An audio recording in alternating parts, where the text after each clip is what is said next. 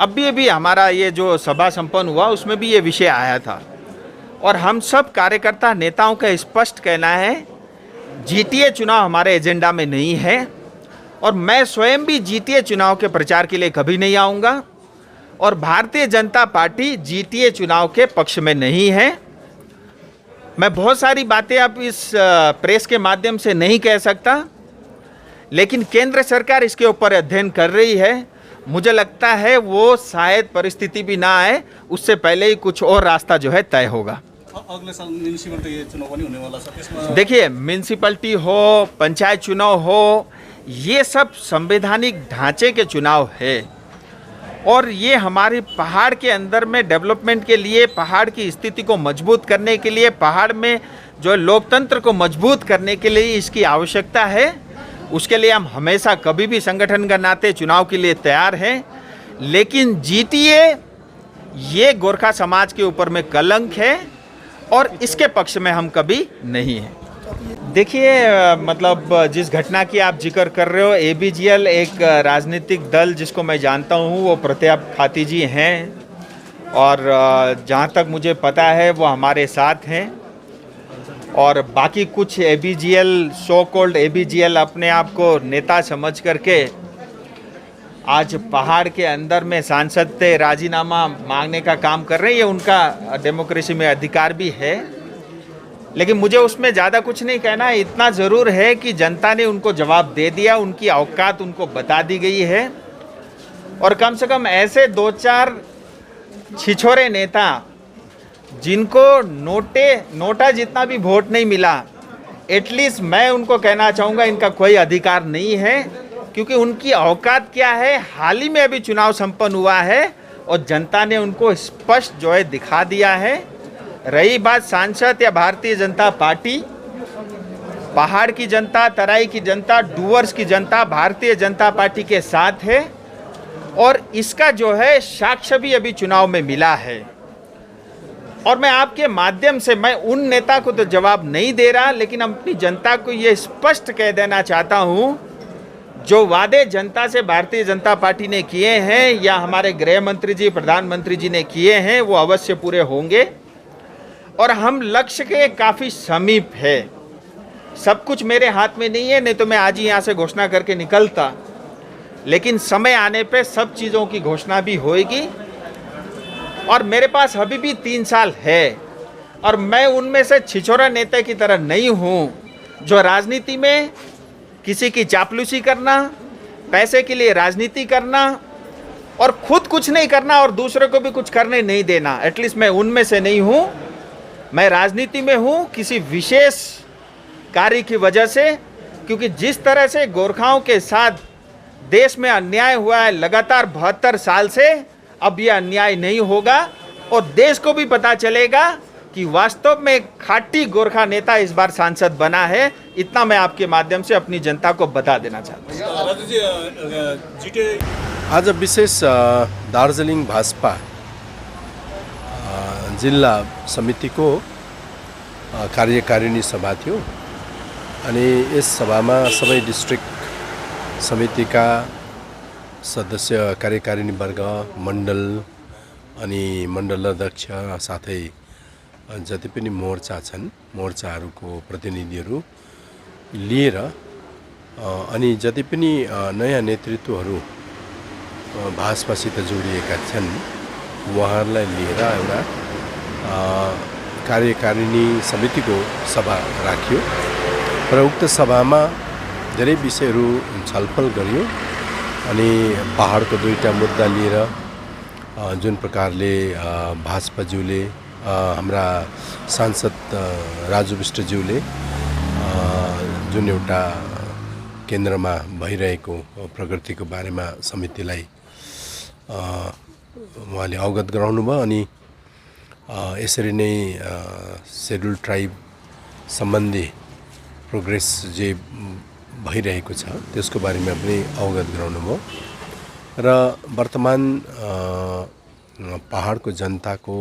इच्छा आकांक्षाको लागि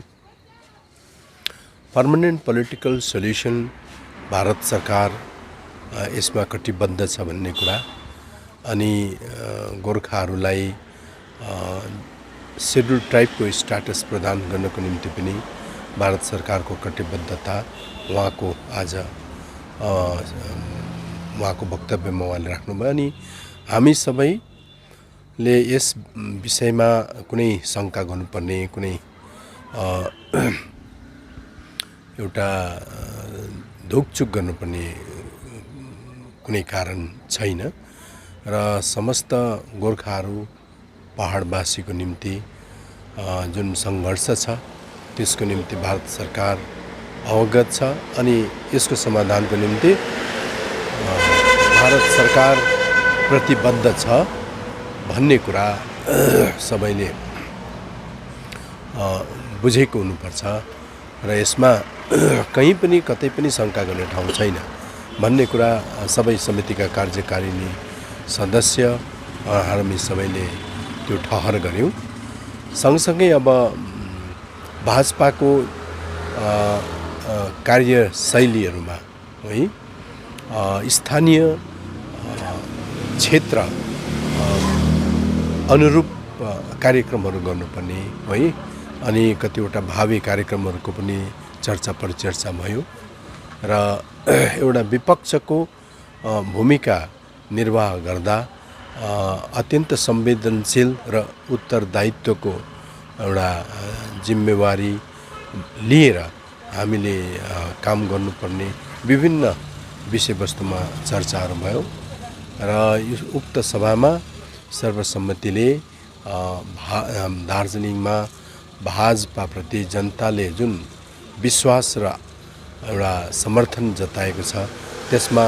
दार्जिलिङ जिल्ला समिति सम्पूर्ण पहाडवासीलाई धन्यवाद अनि उहाँहरूप्रति आभार प्रकट गर्दै आउँदो दिनहरूमा भाजपा दार्जिलिङले एउटा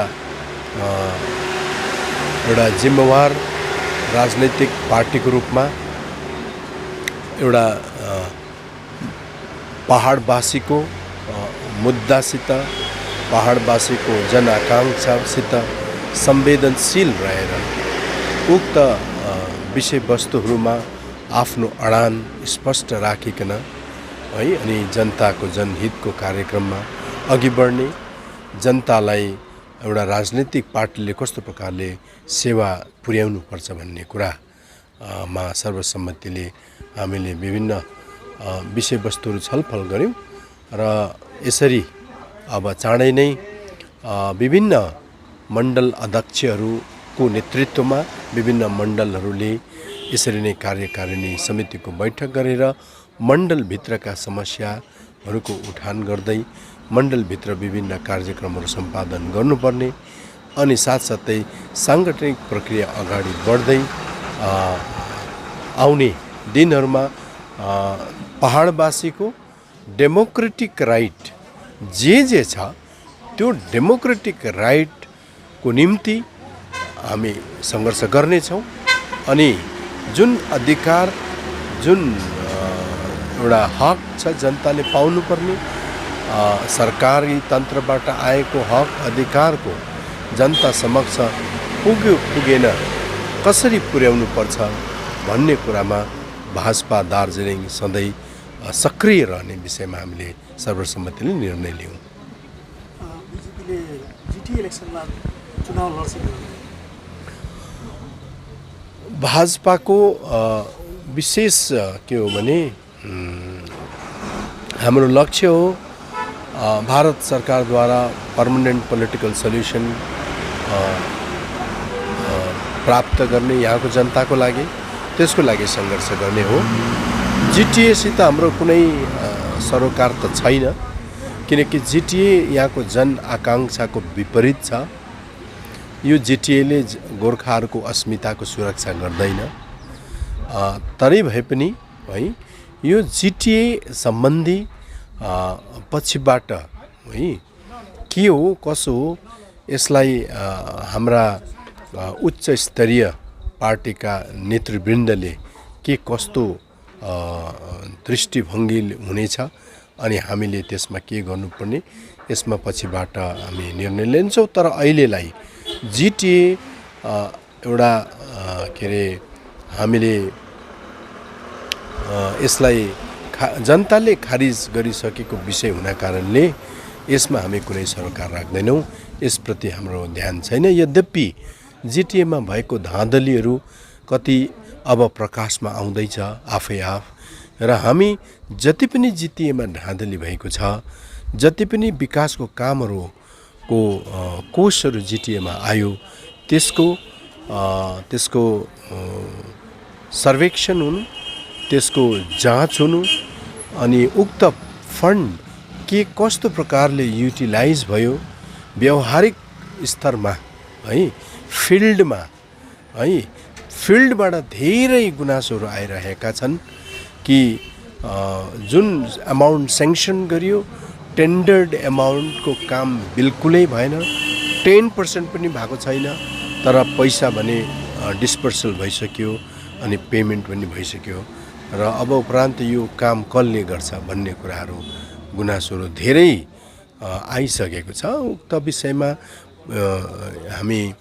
छलफल गर्नेछौँ अनि सरकारलाई उचित न्यायको लागि हामी पहल गर्नेछौँ।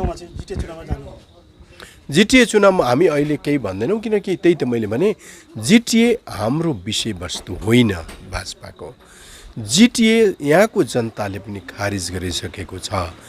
तर जिटिए अहिलेसम्म एउटा सरकारले पब्लिक प्रतिनिधि त्यहाँ मेन्डेट पाएर होइन, तर सरकारले एउटा आफ्नो मनपर्दो पोलिटिकल पार्टीको लिडरलाई त्यहाँ राखेर जुन प्रकारले राजनीति गर्दैछ, यसको हामी घोर विरोधमा छौँ। र आज जुन प्रकारले जिटिएमा एउटा के अरे सिभिल एडमिनिस्ट्रेटर अफिसरलाई राखेर सञ्चालन भइरहेको छ, यसमा हामी सन्तुष्ट छौँ। यसकारण यस्तै बेलामा यति बेला जति पनि पोलिटिकल लिडरहरूले चलाएको यो जिटिए चटाएको बेला जुन प्रकारको काम कुरोहरू भयो, विकासको नाममा जुन प्रकारको भ्रष्टाचारहरू भएको छ, यसको सही मायनेमा यसको जाँच हुनुपर्छ, यसको छानबिन हुनुपर्छ। किनभने व्यावहारिक स्तरमा चाहिँ फिल्डमा चाहिँ जनगुनासो एकदमै व्यापक छ, र आज हामीले जुन प्रकारले मिडियामा हामीले देख्दैछौँ सुन्दैछौँ, त्यस अनुसारले जनगुनासो त्यो सत्य रहेछ, त्यो साबित भएको हामी देख्दैछौँ। यसकारण हामी सरकारलाई अनि जिटिएको प्रशासनमा रहेको एडमिनिस्ट्रेटरलाई हामी यसको विस्तृत छानबिन गर्ने हामी अनुरोध गर्छौँ। पञ्चायत अनि म्युनिसिपालिटी आउँदो केही महिनापछि म्युनिसिपालिटी इलेक्सन पनि हुनेवाला छ। म्युनिसिपालिटी इलेक्सनमा बिजेपीले पार्टिसिपेट गर्छ।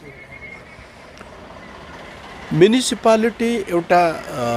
म्युनिसिपालिटी होस्, पञ्चायत होस्, सिभिक बडी कुनै पनि होस्, एउटा डेमोक्रेटिक पार्टीको नातामा बिजेपीले त्यसमा भाग लिनु त्यो एउटा राजधर्म हो।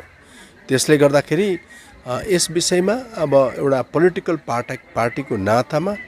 बिजेपीले पार्टिसिपेट गर्छ गर्दैन भन्ने कुरा त आफै बुझ्ने कुरा हो।